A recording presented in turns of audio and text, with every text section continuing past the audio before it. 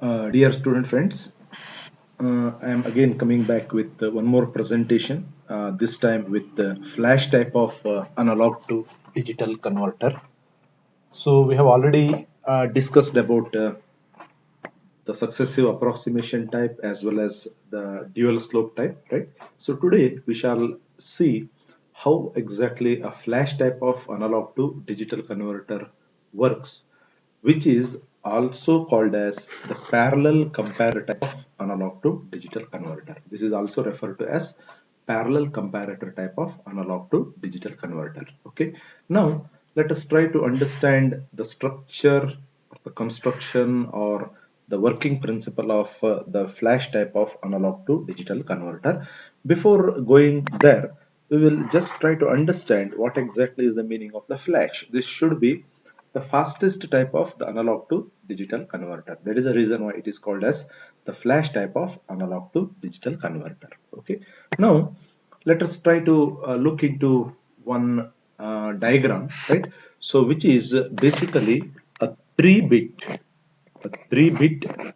flash type of analog to digital converter. Now you can see here in this diagram we have got an unknown analog input voltage VA, which is required to be converted into its digital equivalent.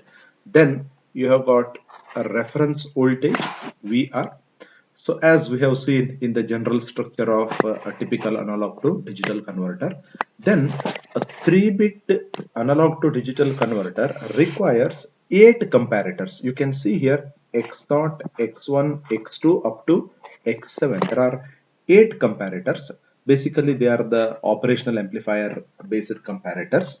Then these 8 comparators provide their outputs to 8 to 3-line parity encoder. Input is 8 and this output is going to be 3, right? Let us say that this is Y0, Y1 and Y2. These are the 3 outputs of uh, the analog converter. So in this way, the analog input VA, right, which is going to be converted into a 3-bit output, that is 0000001, so on and so forth till 1118 different output combinations we can have here in the form of the digital output, right?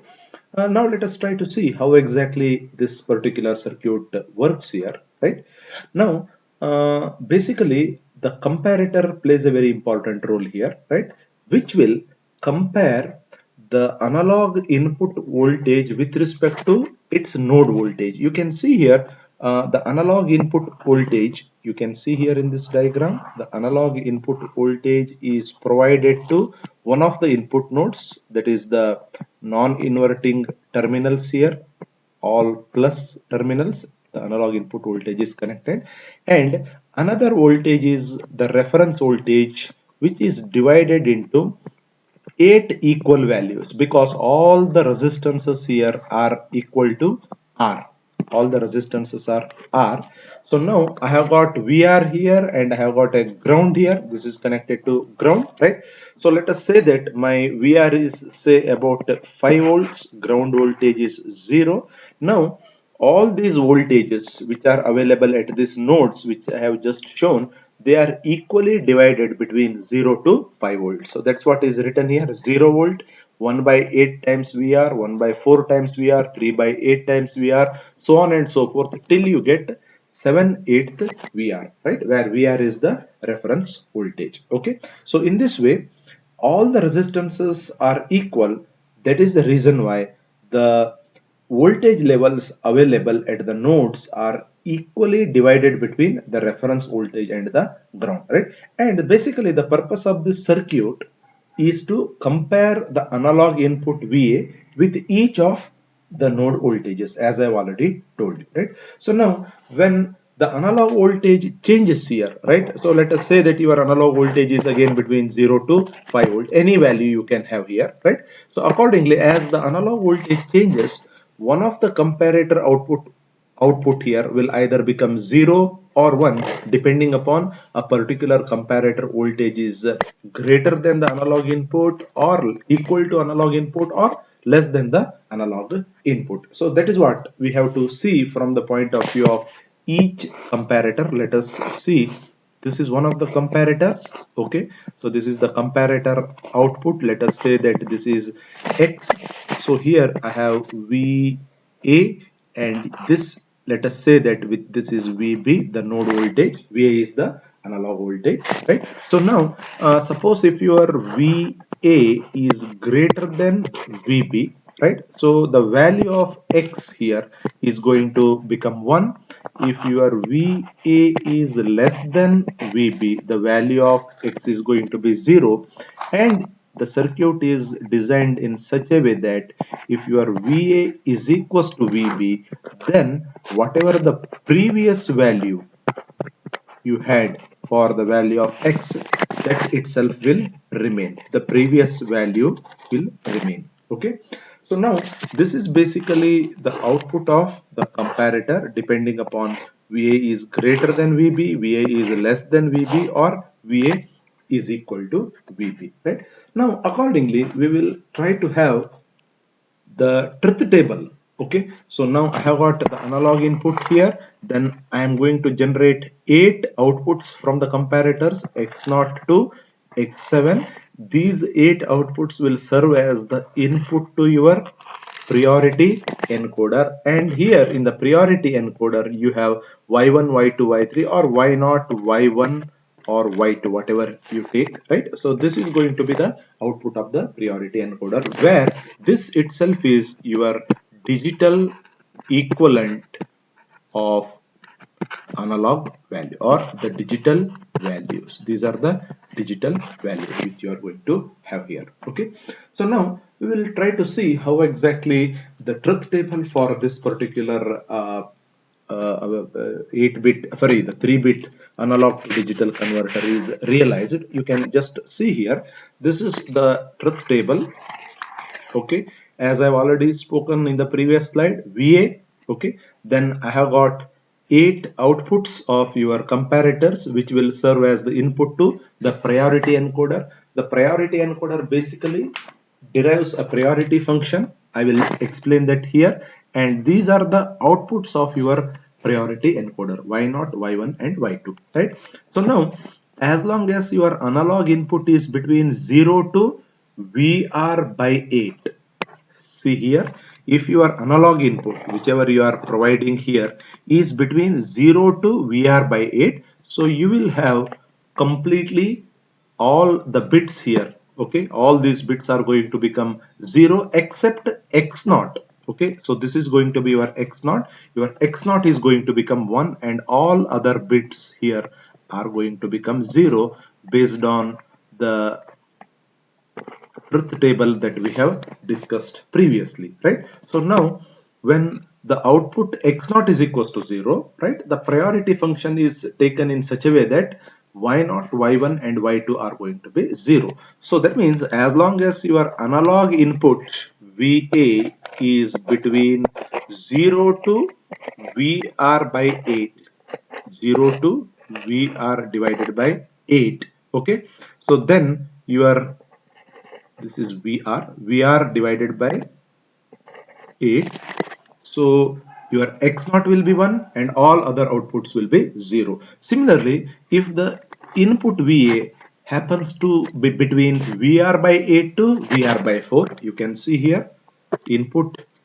is between VR by 8 to VR by 4. So now here what happens is this will become 1, right? So definitely this is going to remain 1 here, and all the other bits here are going to become zeros here, right? For the second case of the input, that is VR by 8 to VR by 4. So your X0 as well as X1 will now become 1, and accordingly, for as long as your X0 and X1 are 1, irrespective of the status of the other bits, your output is going to now become 0, 0, 1.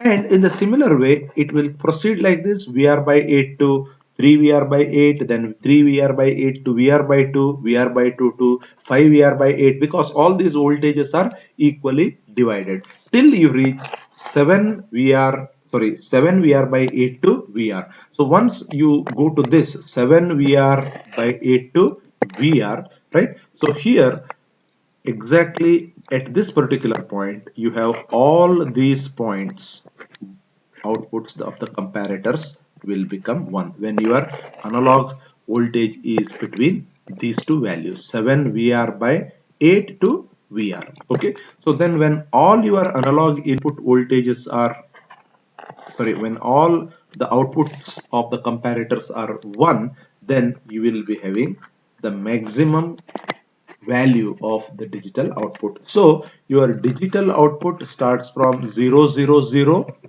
then 0 0 1, 0 1 0, 0 1 1, 1 0 0, 1 0 1, 1 1 0, and finally 1 1 1. So this is for the maximum value of the analog input, and this is for minimum value of the analog input. So this is for the maximum and this one is for the minimum value of the analog input. So in this way you have the conversion of the analog value getting done with respect, I mean the conversion of the analog quantity will be done to get the digital equivalent. But here one problem we have to notice or identify is that, so for a 3-bit comparator, okay, so you need to have 8 comparators, or the 3-bit analog to digital converter you need to have 8 comparators.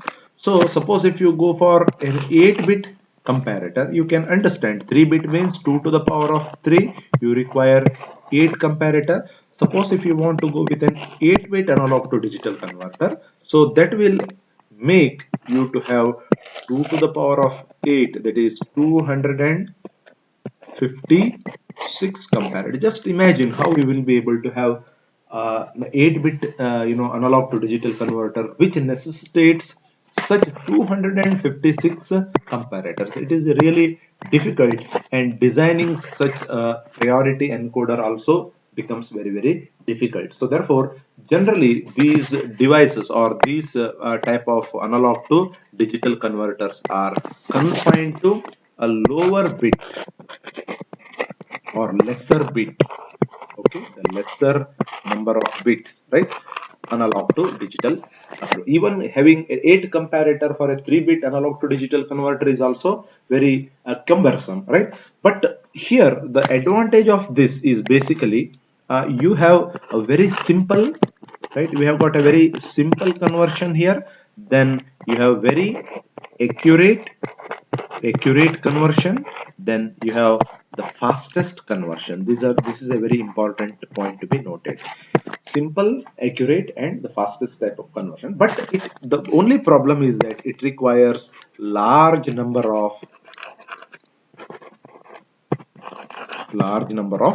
comparators. It requires large number of comparators, especially when you have more number of bits, right? So when you want to have your higher resolution, you need a large number of comparators. So if you want to have an accurate and fastest type of the conversion without much bothering for the complexity, then definitely you can go with this type of comparator. Otherwise the other comparators or the other analog to digital converters like successive approximation or the dual slope you can have.